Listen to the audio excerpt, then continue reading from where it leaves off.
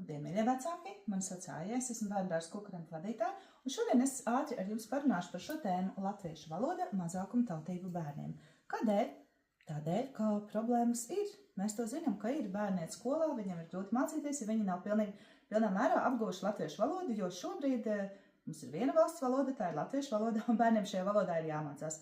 Lūk, un nav runa ne par kādiem politiskiem aspektiem, politisko pārliecību, bet, lai bērns nebūtu cietējis, lai viņš varētu šajā valstī mācīties, iegūt izglītību, strādāt, dzīvot un justies piederīgs, nevajag bērnam liekt šo iespēju. Viņam ir jāiemācās valoda. Tas ir tik vienkārši. Tad nu tā, lai palīdzētu bērnam apgūt latviešu valodu, 5 punkti no pieredzes. Pirmais punkts ir ticēt un gribēt ticēt un saprast, ka bērns var. Viņš var iemācīties valodu. Kāpēc, lai viņš nevarētu? Protams, ka bērns var.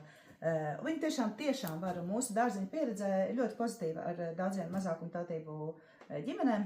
Un vecāki, tas, ko es dzirdu, bieži vecāku bažas ir, ka vecāki uztraucās, ka mazulis sāks nākt dārziņā, viņš vēl ir maziņš, viņš varbūt nerunā vēl nekādā valodā, arī ne savā dzimtajā valodā, un viņam jau tā ir stress no tā, ka viņš nāks bērndārzā, un viņam būs vēl lielāks stress, ja viņš nesapratīs to valodu, un viņš raudās, un neviens viņu nevarēs nomierināt, un tā tālāk. Te man jāsaka, ka tāda mīļuma valoda ir universāla. Un ja audzinātāja un auklīte ir savā vietā, viņa spēs nomierināt raudošu bērnu jebkādā valodā. Un par to nav jāsatraucās. Un ja auklīte un audzinātāja nespēja nomierināt raudošu bērnu vienalga kādā valodā, tad viņa nav savā vietā. Un jums to vienkārši nevajag. Tātad, punkts numur 2, lai bērns varētu iemācīties valodu, viņam ir jābūt latviskā vidē. Ja mājās tāda vide nav, tad tāda vide ir bērndārzā. Turklāt nevis no 4-5 gadu vecuma, no obligātās sagatavošanas vecuma, bet no paša sākuma.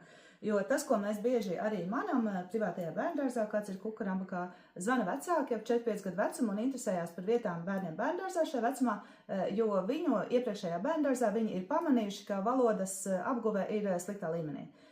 Tas ir ļoti biežs iemesls, un tas, ko es redzu, ja atnāk 5-gadīgs bērns, kurš latviešu valodā var pateikt labākais labdien, tad es bišķiņ saķeru galvu, jo 5 gadu vecumā ir jāpazīst burti, jāsāk jau domāt par lasīšanu, jādiferencē skaņas, un katrā valodā tās ir atšķirīgas.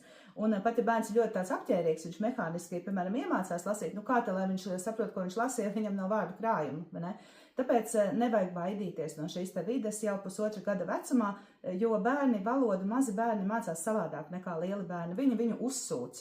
Mēs, pieaugušie, valodu mācāmies vārdiņus, tulkojot un kaut kā savādāk. Bērni vienkārši to uzsūc. Un pat ja viņi sāk, viņi vēl nerunā varbūt nekā, pēc gada, varbūt ātrāk, viņi runās jau abās valodās. Tas, ko mēs varam darīt mājās, lai palīdzētu bērnam valodas apguvē, ir lasīt grāmatiņas. Un te ir svarīgi saprast, ka bērni valodu tiešām, kā jau es teicu, nemācās atsevišķus vārdus. Tas nav tik svarīgi. Viņi tur māk nosaukt dzīvniekus kaut kādus vai ko. Svarīgi, ka viņi apgūst to dzīvo valodu. Piemēram, mums šeit ir vesela čupa ar mūsu bērndārzā iemīļotām grāmatiņām. Saucās Biki-buki. Katrā grāmatiņā ir viens mazs dzejolīts ar dažādām ilustrācijām. Mums viņas ir ļoti iecienītas, gadiem nolasītas ļoti.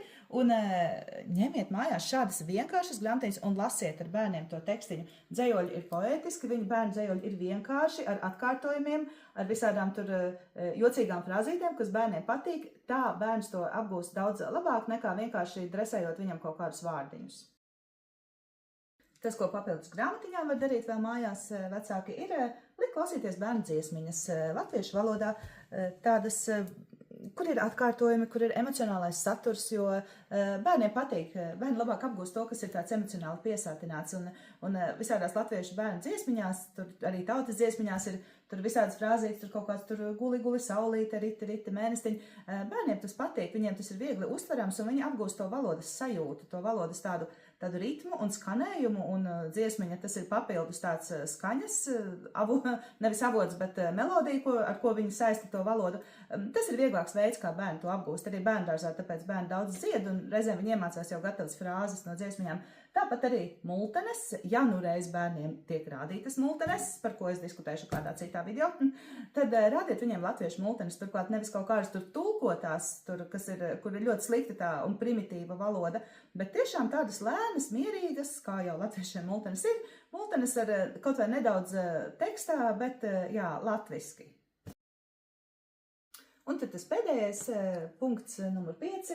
kad bērns jau ir bijis kādu laiku latviešu valodas vidē, viņš jau runā, viņš jau sāk lasīt, viņš jau lieto valodu tādā labā līmenī diezgan. Tad tas, ko mēs bieži pamanām dārziņā, ir un iesakam, ka ir paiet papildus pie logopēdā vai nedaudz papildus pastrādāt mājās, lai pieregulētu tās latviešu valodas nianses, kuras tiešām ir specifiskas mūsu latviešu valodai. Piemēram, tur garumzīmes vai akcenti vai uzsvari vārdiem. Tas ir svarīgi, lai bērnam būtu vieglāk skolā, lai viņš varētu vieglāk rakstīt, viņš trenējās tiešām saklausīt skaņas, ir visādas skaņu nianses, tur platais, šaurais un tam līdzīgi. To visu var tiešām panākt bērnam mērķiecīgi trenējot. Un jā, ja mēs šo darbiņu izdarām, tad tas mērķis ir, ka bērns aiziet 7 gadu vecumā uz skolu, viņš runā brīvi latviski, viņš lasa latviski, viņš jau sāk rakstīt latviski, un viņš ir gatavs un priecīgs, un nav nekāda grūtība, un mēs esam viņam palīdzējuši. Es domāju, tas ir svarīgi.